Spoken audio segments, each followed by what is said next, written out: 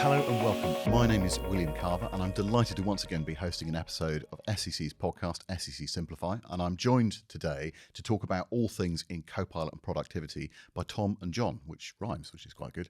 John, do you just introduce yourself? Yep, I'm John Ferrier. I'm the head of product for Digital Workplace at SCC. And I'm Thomas Perkins. I'm the senior product manager in Digital Workplace. Fantastic. Thank you for that, guys. In terms of thinking about Copilot in productivity, there's been a lot of people that rolled Copilot out, lots of people using it, but maybe not getting real impact yet. What's getting in the way? What's stopping that from happening? Right. So it's probably worth establishing we're really talking about Copilot for Microsoft 365 Sure. Yep. in our productivity tools, Copilot embedded in things like Microsoft Word, Microsoft Teams, that kind of stuff. First of all, there are adoption challenges. Just providing a tool and making it available doesn't drive adoption. Sure. And training isn't the same as adoption either. So getting people to start using something has to be thought through and planned. Mm-hmm. And people don't start using tools until they see the value and see how it makes their life easier, sure, better. And it's not cheap, right? So you've got to get what you can out of it. I mean, I don't know. What do you think's getting in the way? So for me, I think it's a mindset shift. Mm-hmm. I think people assume that it's just a tool that you plug in and then everybody changes the way they work. That's not the case. As John said, it is a complete culture shift. The way that we need to work to better use Copilot needs to change entirely. And it is from the ground up. One session of Copilot training doesn't make it useful. It's sure. It's ongoing training, it's ongoing adoption, because we have to change the entirety of how you work. You know, it's looking at that blank page mentality, not starting from that sort of writer's block point of view, and actually using it to sound out your ideas before you put them onto paper or share it with the term after all is Copilot. This is not replacing somebody, right? This is to work with somebody, right? Absolutely, yeah. I mean, Copilot shouldn't be replacing anybody at work, and maybe that's an unpopular opinion with certain circles. But I think it is designed to not just enhance the productivity, but enhance the way that we use our time and the way that you go about your job. How you kind of, I heard it described quite well the other day by somebody who was saying that all of these AI tools, they're not fundamentally changing what's needing to be produced, but they might be changing the tasks or the task order which sits underneath it. Yeah. And so it's kind of about how you use that, right? Yeah. And part of the challenge, as you said, around adoption is it is a change, and we naturally resist change, right? Sure. Yeah. And if you look at the history of new IT innovations, there's plenty of examples. I remember when instant messaging came out, no one wanted to use instant messaging because they were afraid they might be seen as chatting isn't proper work. Sure. And now you can't imagine life without instant messaging. Same with email. I remember people used to print out their emails and read them on paper. My old boss, when I first started work, had a ream of paper on his desk every morning, which is all of his emails printed out. And it's exactly, just a different way right. of working. So this is just the next evolution. And okay, AI is probably that dialed up to 11, but it is still another change, and we just need to help people through that adjustment. And I think you look at the Teams rollout of when Microsoft launched Teams, that was like wildfire. It did very, very well, huge adoption numbers. And then you compare that to Copilot. I think I read a stat the other day that the Copilot purchased licenses worldwide through Microsoft users is 3%. Wow. Which is tiny. So why aren't people getting it? The biggest change I think that we can compare this to is when M365 was launched, moving to the cloud. Yeah. People were very apprehensive. I started my career just as M365 was launched, so I grew up in my career using it, and I couldn't understand why people were so apprehensive towards it. But I didn't have anything to unlearn or to move away from to be able to use it.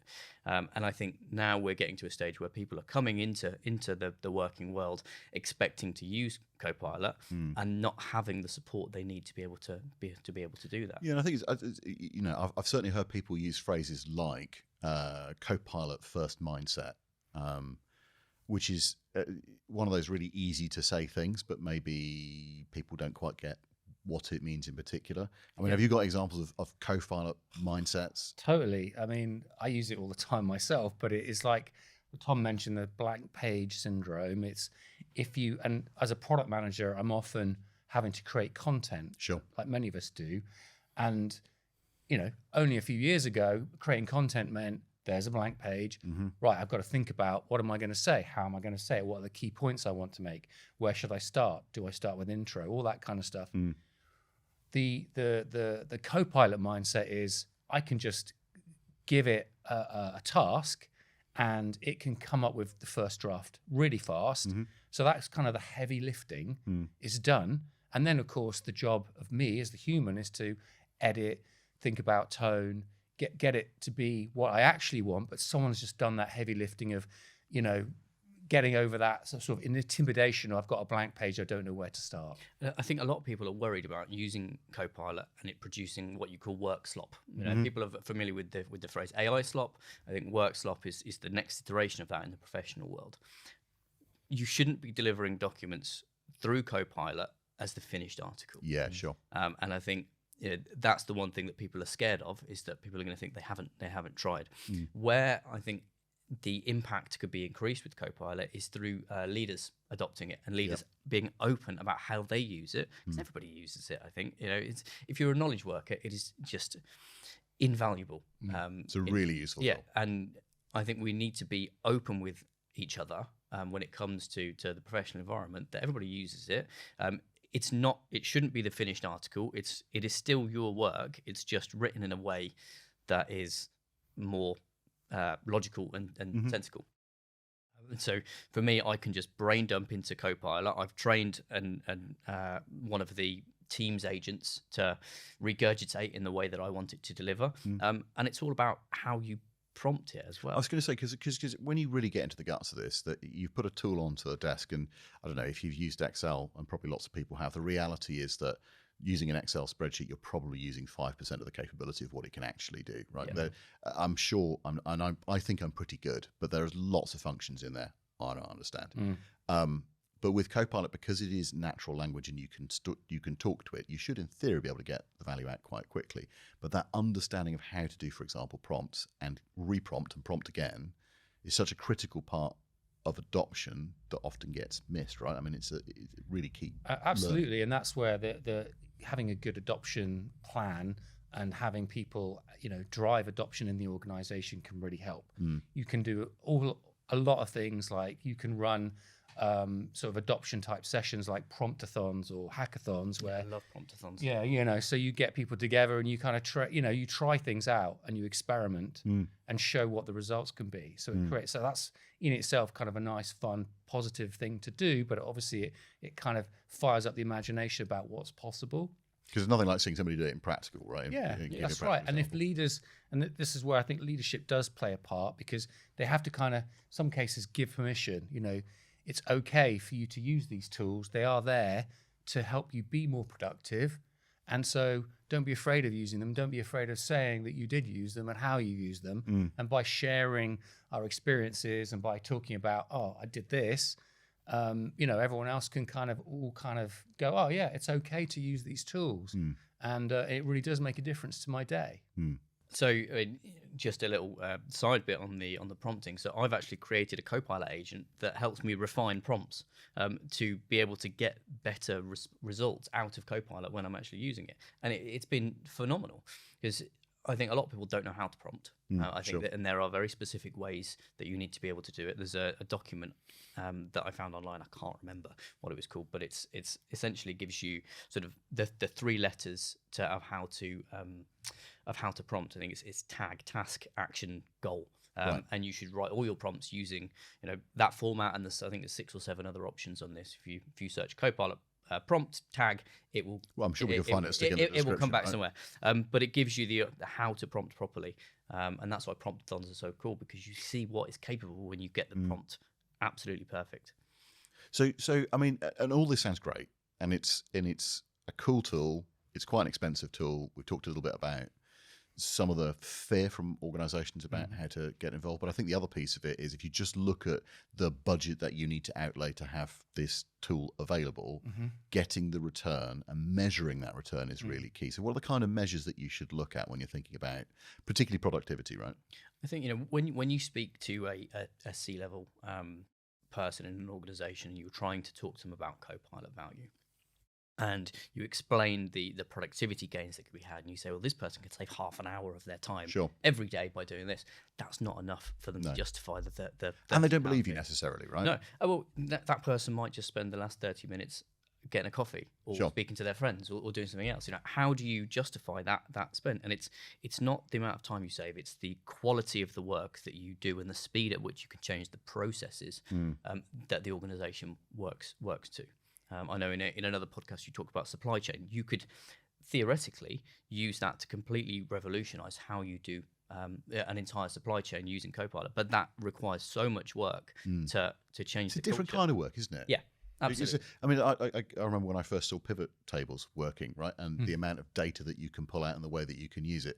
But that's only unlocked by understanding how to manipulate it. Yeah. But when you do, you can immediately see the results, right? So I guess what I'm trying to say is in terms of that measure inside of a customer, and as you were just saying, half an hour might not be enough, but also how do you prove it? What are there practical steps that customers can take? Absolutely. A key one is sentiment, right? Which is ask your employees about how they are finding the experience of using it.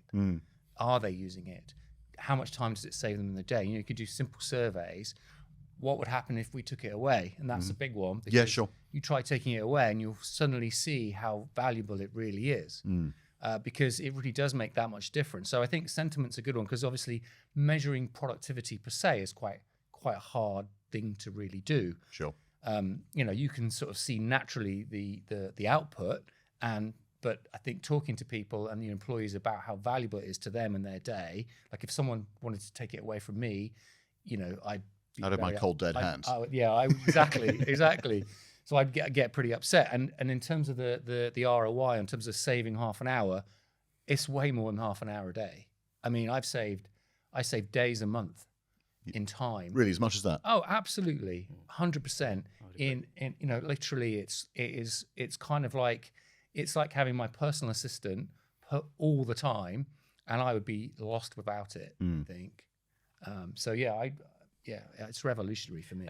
I think people are using AI tools, whether it's shadow AI, and people realize there's a lot of that going on, right? Yeah, and I think so. There are services that we provide. This is not meant to be a sales pitch, but there are services. Well, it was SCC's podcast. We can sell SCC's product. It's okay. That we can provide that allow customers to see how many of their employees are using shadow AI tools, and it won't necessarily call out the specific people that are doing it, but it'll tell them how much data is transferred to through different AI tools, what's being used, what's being sent, that sort of stuff.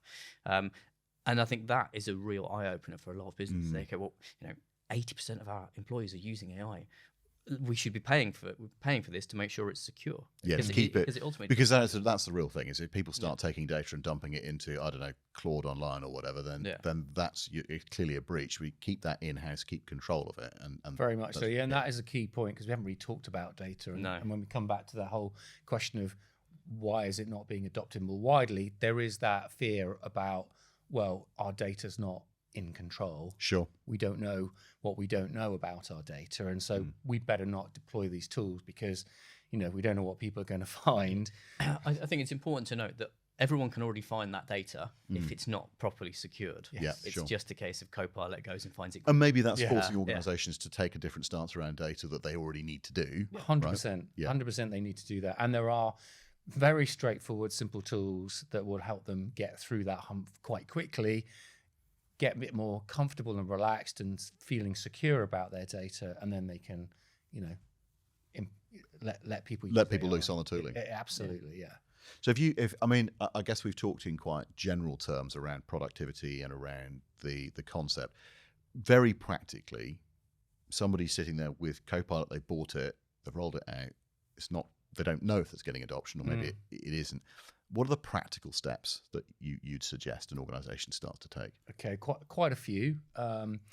First of all, you've got to think about who you're going to give it to. So we've had quite a few examples we know of customers who've bought a certain number of licenses and they're just not getting used. And so I would say, first of all, find out who actually wants to use it. Don't just think about, it's got to be my, high value knowledge workers. If there are people who maybe aren't in that bracket, but who are, quite heavy users of AI in their own personal lives, they are probably going to be very keen to use it. So get people using it who are enthusiastic about it. Don't just sort of give it to the people who are a bit more resistant. That would be one.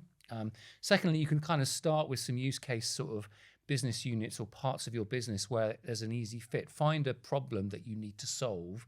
So it could be, go and talk to, for example, the obvious ones are like the marketing department, because they are producing lots of content. So they would be a great use case to start with. Find out where some of their challenges are and maybe run a pilot there.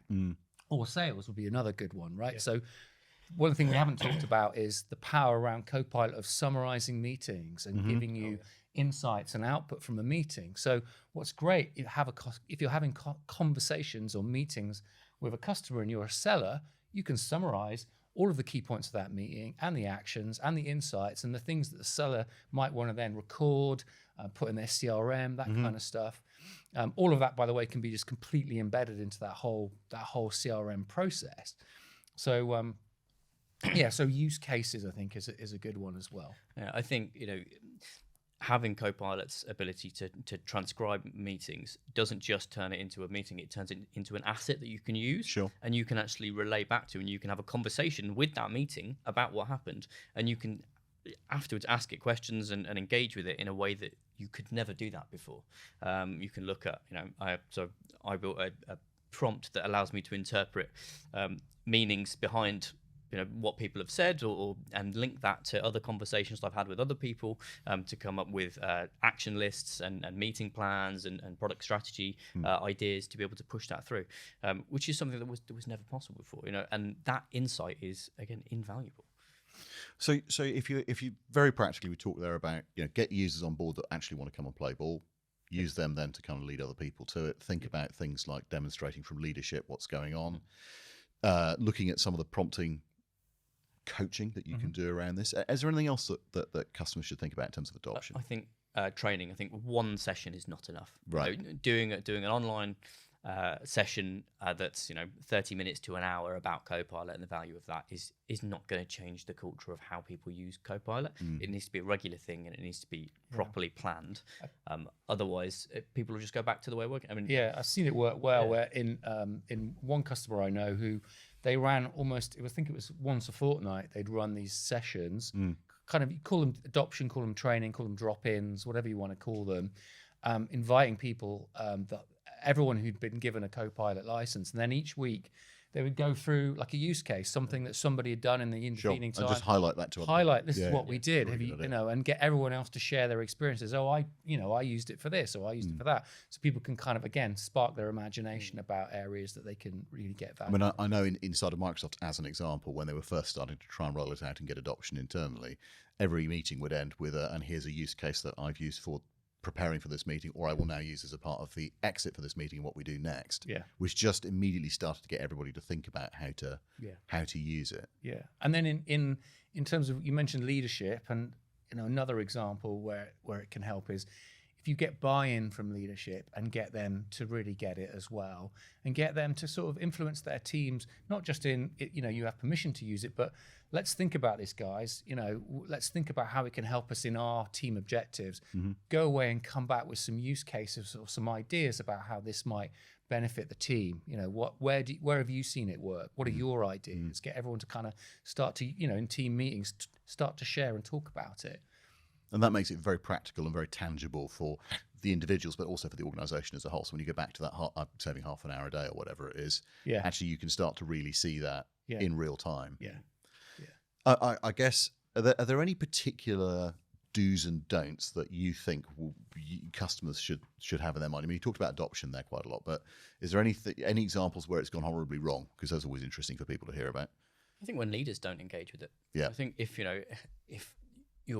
the leaders of your organisation don't properly emphasize how they use it and give their use cases, I think it builds a culture of, well, we shouldn't be talking about this. You know, that I'm not allowed to do this. This is cheating. Cheating. Yeah. Cheating is a really interesting, because it comes up, and people go, oh God, this, am I not working? And you mentioned it a minute ago, right? But it's a real challenge with people's mindsets to go, this isn't cheating. This is a new way of working. Yeah. It's real work. It's just more meaningful work. It's letting the heavy lifting get done so that you can do the stuff that humans are really good at, exercising judgment, making decisions, all of those sorts of things that we're great at. Let the tools help you do just some of that kind of that grunt work. Present the data I think, as well. Copilot takes away some of the cognitive load that we have as individuals, as workers, and allows us to refocus that cognitive load on other things that will give us more enjoyment or allow us to do whatever we want. Be more effective. So when we spoke in a previous podcast about NPUs. Yep. NPUs take the load. For those that are not familiar, NPU, neural processing unit. Neural processing unit. AI chip set that allows you to conduct stuff on a chip. Excellent. Sorry, just because there'll be people that will sit there and go, what? All Copilot-based PCs will come with NPUs because the NPU will take off the cognitive load of the CPU to do the jobs that are more intensive. Copilot is the same for human beings. Right. That's a really good analogy. So thank you very much. It takes away that the stuff that you don't want to do, like writing up meeting notes. And I come back to that because I use it all the time. I'm with you. I hate having to do that. And it does it all for you. Just like NPUs take away the blur facility when you turn your camera on. It does that for you, so the CPU can focus on transcribing, as an example. Okay, so I'm conscious we're sort of running towards the end of time. It's been a really interesting conversation. Let's be very practical in terms of what happens next. Customers sat there going, I've deployed this tool, it's quite expensive and I'm not getting the return. How do they come and get engaged with us? Well, they should talk to us about help. We can help them with adoption and deployment, for one thing. So, we have a lot of experience in working with customers on getting the most out of the tools effectively. So we'll come and talk to them about how they've deployed it, who they've deployed it to, what use cases. We can help them find those specific use cases, run those pilots, and kind of work in an ongoing, continuous way to drive that adoption. And there are quite good tools as well around observability that we can deploy to see how much it's getting used, who's using it, who's not using it, and then you can sort of target users. You start making some decisions on the back of that. Exactly. But so there's quite a lot we can do. Yeah, so even before that stage, so I've been working on a maturity assessment for Copilot as well, that users will fill in that survey, and it gives you an idea of where you are in your Copilot journey. We can then combine that with our experts to help you to come up with a blueprint or a roadmap of how to achieve. Because I think people need a practical roadmap, like any good project, right? You're going to invest time and money in this thing to make it work. So coming up with that practical roadmap is really, really key. Yes. And so coming to get engaged with us to talk about that is a reasonable first step. Other organisations are available, but we're the best, so there. Of course. Okay, so that gives somebody a place to start. How do they go and do that? Presumably talk to the account manager? Talk to your account manager, yep, 100%. Okay. Or contact us on socials or via email via the website. Contact details will be below this, the contact form and all that good stuff. Absolutely. I think when you look at how Microsoft operate, even looking at Microsoft 365, the features that are coming out so fast now that it is incredibly complex. When you compare Copilot now to what it was like when it was first launched, it's just it's night and day. Yeah, exactly. And I think if you were just getting started with it when it first came out, it's slightly easy to understand, but it was basic. It wasn't up to the scratch. It's pretty clunky too, let's be honest. Well, and it was around the same time ChatGPT came out properly, and it wasn't the same. People were expecting Copilot to be like ChatGPT, and it wasn't, and the features were not as good in Copilot. And I think as well that caused a lot of apprehension when it came to adopting Copilot internally, and I think that kind of has lingered. And it probably hurt some of the early adopters as well, who would have been natural allies had it been what it is today, straight out of the box. So revisiting it's probably not a bad shout. I really wanted it to work when it first came out, because it was a way that I could use AI at work safely and securely within the realm of my Office applications. But it just didn't. And Microsoft have a history of doing that, so launching it as soon as it's ready. They have been known to do it. Yeah. And now I think is very, very good. Really It is capable. really good, and the integration of everything. And I would say if you're looking to roll it out now, roll it out in a tool that you use all the time. Teams is the Teams ideal, is a classic example. it's the ideal option because we use it all the time, and it will assist. And you sort of roll it out slowly. You get people comfortable with using it on a regular basis, and then you start to look. That was the light bulb moment for me when I first put facilitator on in a meeting. It went, Oh, holy moly! Yeah. It's just kicked out the 5 tasks I agreed to do. Yep. It's put them straight into a task list with dates, and I can edit that and then accept it. And now my morning starts with checking my task list, right? Because it's what I said I'd do yesterday in the meetings. I obviously still ignore them, but that's not the point. Okay, so all right. Just final thoughts. Is there any final thought you'd like to leave listeners with? There's also a certain inevitability about this as Yep. well. So that even if there is resistance, I think it's kind of a freight train that's kind of coming our way, the AI revolution. And so being able to leverage it in the workplace is going to make sure that you're, if not competing, you're at least keeping up. Yeah. That makes sense. Yeah, Like sure. maybe ahead of- There's, as you said, there's a degree of inevitability about this. Exactly. So I would get into it now and don't wait. Would be my advice. I mean, for me, I would say that Copilot does not create data issues. It just highlights them. Yeah. So it's a really good point. if you're looking at seriously deploying Copilot, and as well, it's worth noting that as of recording, Microsoft have recently just capped the number of licenses that you can have to use it for free. So a lot of people will be changing the way they look at things now. But Copilot does not create those data issues. It highlights They're them. So already fix the data issues, Yep. review the data issues, and sometimes it involves lifting up that rock and looking at things that you don't particularly want to look at. But you have to do it if you need to. If you want to be a frontier business like Microsoft are pushing, then you need to start looking at the data. Yeah, okay. Well, look, really interesting closing thoughts. Thank you both for that conversation. It's really fascinating. Anybody does want to get in touch and talk about Copilot, there will be a contact form underneath this that you can just fill in and get in touch with us. So thank you very much. Thank you. Thank you.